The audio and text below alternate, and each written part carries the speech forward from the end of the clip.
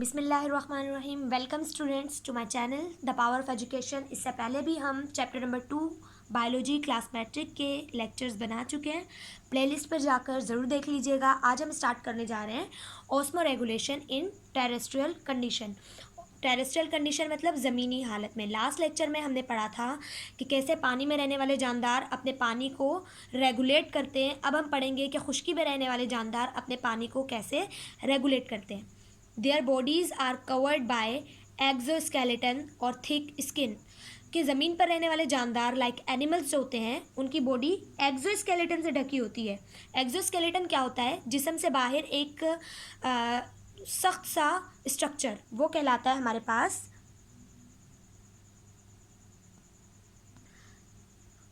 पास वो कहलाता है एक्जोस्केलेटन। जैसे केचुआ होता है, उसके ऊपर एक हार्ड स्ट्रक्चर है। इसी तरह स्नेल होती है, तो वो है उसका एक्जोस्केलेटन। उसके अलावा कुछ जानदारों में जिनमें एक्जोस्केलेटन नहीं है, उनके ऊपर क्या होती है? स्किन होती है। ये स्किन हमारे वाटर को बाहर आने से रोक रही होती है। सेकंड है they conserve water by kidney and rectum. अब क्या होता है, आपका जो किडनी है आपकी और आपका जो रेक्टम है, यहाँ पर पानी बहुत ज़्यादा स्टोर हो जाता है। एग्जाम्पल ले लेते हैं कि अगर आपका खून में से जो पानी निकलता है वो अगर 2 लीटर है तो किडनी में जाकर तकरीबन 1 मिलीलीटर तक बच जाएगा। वो इसलिए क्योंकि बहुत ज़्यादा किडनी पानी को क्या कर लेती है? वापस ले जाती है। जितना बॉडी को चाहिए वो वापस ले लेगी, बाकी भेज देगी रेक्टम में। फिर रेक्टम भी जितना पानी उसे चाहिए, अगर उसे पता चले कि बॉडी में पानी की कमी है तो वो सारा पानी वापस एब्जॉर्ब कर लेगी और बॉडी से कुछ भी पानी बाहर नहीं जाने देगी। तो हमारे पास एक ख़ास अल्लाह ताला का दिया हुआ सिस्टम है किडनी और रेक्टम, जहाँ हमारा जो फालतू एक्सेस पानी जो बॉडी से किसी तरह निकल गया वो वापस एब्जॉर्ब हो जाता है। Some produce water by fat catabolism. अगर आपने फर्स्ट लेक्चर लिया था तो आपको कैटाबॉलिज्म का बिल्कुल पता होगा कि कैटाबॉलिज्म का मतलब होता है चीज़ों को तोड़ना।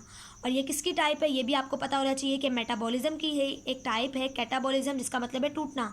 और जब फैट का मतलब होता है चर्बी, ठीक है, चर्बी या लिपिड्स जब टूटते हैं तो हमारे पास क्या निकलता है बदले में? पानी। तो वो पानी भी हम यूज़ कर सकते हैं और ये चीज़ हमारे पास होती है कैमल में। कैमल या फिर कैंगरू, ये 2 जानदार ऐसे हैं जो कि अगर पानी इनको नहीं मिल रहा तो इनके अपने बॉडी के फैट्स टूट कर जो पानी बनाते हैं ये उसी को इस्तेमाल भी कर सकते हैं। यही वजह है कि कैमल कई अरसे तक रेगिस्तान में बगैर पानी के भी ज़िंदा रह सकता है। उसके बाद है कंटिन्यूस ड्रिंकिंग ऑफ वाटर, कि हम क्या करते हैं, ज़मीन पर रहने वाले जानदार मुसलसल पानी पीते रहते हैं, जिसकी वजह से वो अपनी क्या करते हैं? ऑस्मो रेगुलेशन करते हैं। पहली चीज़ एक्सोस्केलेटन और स्किन होती है, सेकंड किडनी और रेक्टम, तीसरी चीज़ वो फैट जो होता है वो जब टूटता है तो वो पानी देता है, वो भी यूज़ कर लेते हैं, और चौथी चीज़ पानी को मुसलसल पीते रहते हैं। और ये 4 चीज़ें हैं जिससे जो ज़मीन पर रहने वाले जानदार हैं वो अपने पानी को कंट्रोल करते हैं। ये चीज़ शॉर्ट क्वेश्चन के हवाले से बहुत ज़्यादा इंपॉर्टेंट है। ये चारों पॉइंट्स आपको अच्छे से याद कर लें और पेपर में इजीली लिख सकते हैं, ठीक है। अब हम पढ़ने जा रहे हैं most important topic homeostasis in man, कि इंसानों के अंदर, आदमी के अंदर यानी इंसान के अंदर होम्योस्टेसिस कैसे होती है। Humans have well developed homeostasis system, कि इंसानों के पास सबसे बेहतरीन, वेल डेवलप मतलब बेहतरीन होम्योस्टेसिस का सिस्टम है। सबसे पहली है, अच्छा, होम्योस्टेसिस के पार्ट्स हैं हमारे पास, 3 कंपोनेंट्स हैं, 3 चीज़ें हैं जो हमारी बॉडी में क्या कर रही हैं? होम्योस्टेसिस कर रही हैं। एक है स्किन, सेकंड है लंग्स और थर्ड है किडनी। सबसे पहले स्किन कैसे हमारी होम्योस्टेसिस कर रही है? हमें पता है ना, होम्योस्टेसिस का मतलब है चीज़ों को अपनी हालत पे बरकरार रखना, यानी कि सेम स्टेट में रखना, ये कहलाता है होम्योस्टेसिस। तो हमारे पास सबसे पहला है स्किन। स्किन कैसे होम्योस्टेसिस कर रहा है? स्किन, सबसे पहली बात ये एमसीक्यूज़ के लिए मोस्ट इम्पॉर्टेंट है।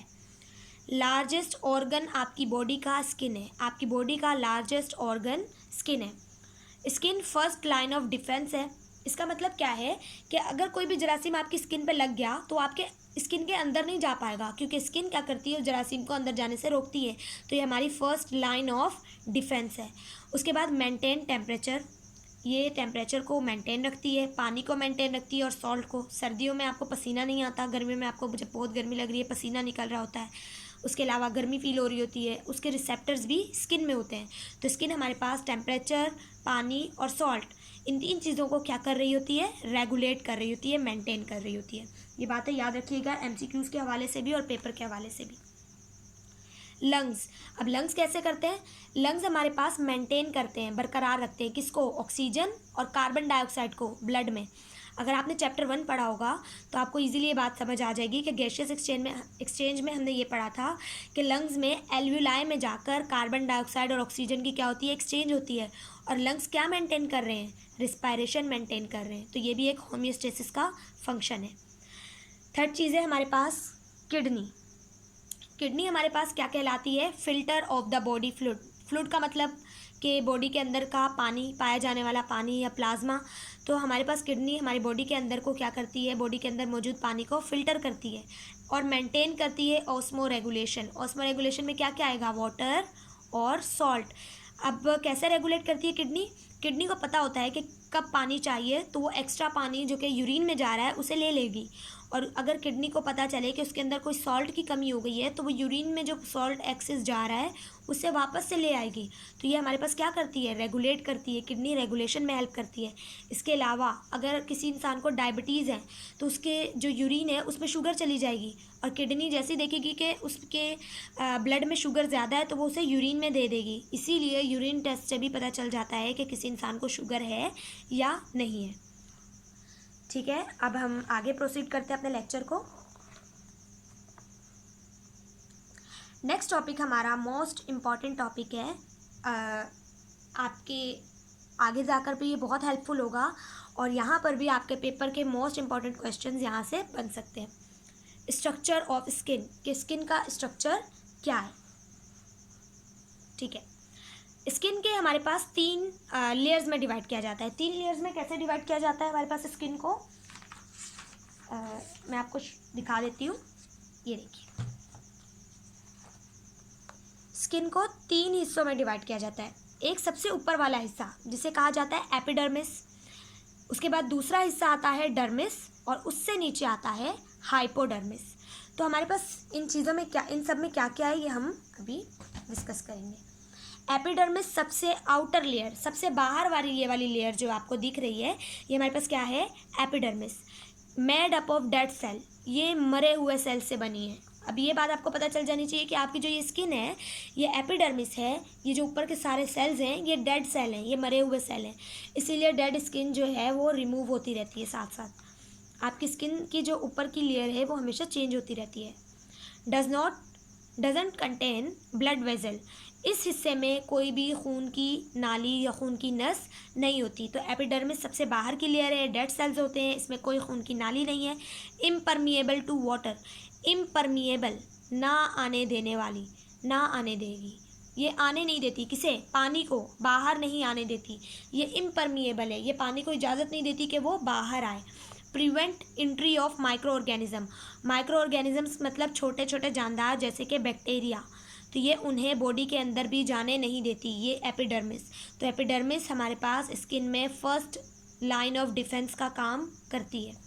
सेकंड पार्ट है हमारे पास डर्मिस। अब डर्मिस क्या है हमारे पास? Contain nerve ending. Nerve ending, nerve क्या होता है हमारे पास? जो ब्रेन के जो हमारे पास, आप ये कह सकते हैं कि जो ब्रेन की नस है, ब्रेन का मैसेज लेकर जाने वाली जो होती हैं। अब जिस तरह खून लेकर जाती हैं वेन या आर्टरी, इसी तरह ब्रेन का मैसेज लेकर जाती है नर्व्स। अगर आपको मैं थप्पड़ मारूं या आपको कोई गर्म चीज़ लग रही है तो आप उसे महसूस करते हैं। वो कैसे महसूस करते हैं? कि मैसेज जाता है ब्रेन के पास और ब्रेन बताता है कि हाँ ये हुआ है।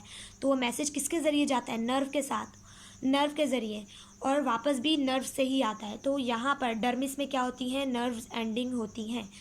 रिसेप्टर्स होते हैं यहाँ पर। रिसेप्टर्स मतलब कोई भी चेंज को पहचानने वाले। अगर गर्म चीज़ें है, ठंडी चीज़ें है, प्रेशर या टच, ये तमाम चीज़ें कौन फील करता है? रिसेप्टर्स फील करते हैं। कंटेन स्वेट ग्लैंड्स, आपके जो पसीने के ग्लैंड्स होते हैं, स्वेट ग्लैंड मतलब पसीने प्रोड्यूस करने वाले गदूद, वो भी हमारे पास डर्मिस में होते हैं।